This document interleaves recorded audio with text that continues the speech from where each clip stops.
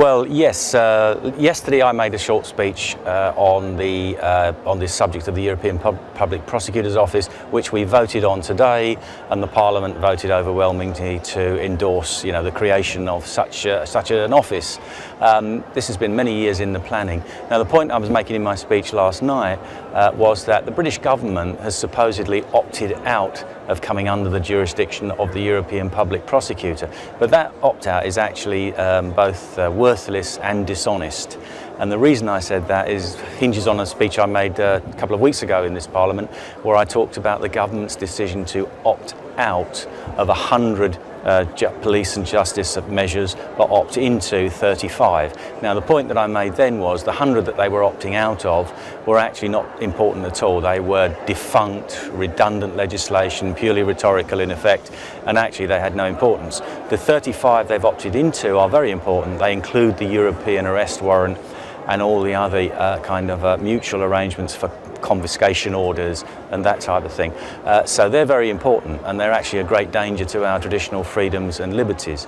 And of course, the government has already separately opted into the new European investigation order, which will allow foreign judicial authorities to require our police forces to investigate people on their behalf. Now, the government's opted into all that. The European Public Prosecutor will have use of all of those legal instruments. So although the government says we're not in the Public Prosecutor scheme, it doesn't matter, because by use of those legal instruments, they will have de facto power in the UK anyway. So I think, first of all, this is very threatening to our legal system and our traditional freedoms under the law. But secondly, it shows up once again that our political class, particularly the Conservative Party, is pursuing this goal of closer European integration by dishonest means. If the government was really genuine about repatriating powers, they could actually refuse to opt into the 35 measures. They're still able to opt out. They still have, I think, until May, a date in May when they can do that, because none of the things that these instruments are supposed to do cannot be better achieved by the existing agreements on mutual assistance between judicial systems and police forces. But the point is that we regain control, we keep control of our own legal system and our own police forces. Under these new systems, then we lose that control, and the loss is permanent. Well, you see, the reason given for the requirement for the Public Prosecutor's Office is fraud against the European Union. That's how they're introducing it. That's the thin end of the wedge, that we need this because of all the fraud against the European Union. Well, why do you have so much fraud against the European Union? It's because you have a massive budget which is sent to countries who actually are renowned for their fraud and their corruption, and we are then surprised when they defraud us of some of this money. The idiotic thing to do in the first place is actually sending money to countries like Bulgaria, for example, and Greece, where we know that there's endemic corruption and we know that they're going to defraud some of that money. That's what we should stop doing to start with, not then create a problem, as the EU always does, create a problem and then invent a solution which requires more EU power.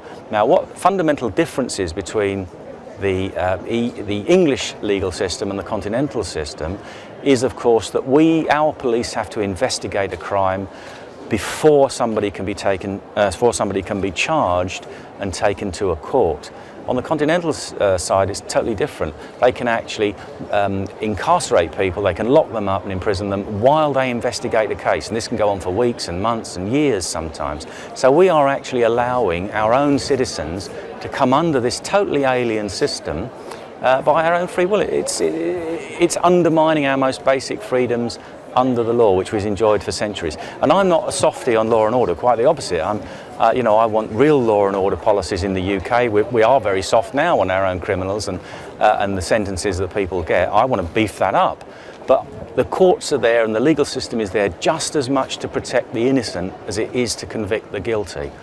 And I don't want to see British suspects being carted off to European prisons to languish for months or years while an investigation is carried out.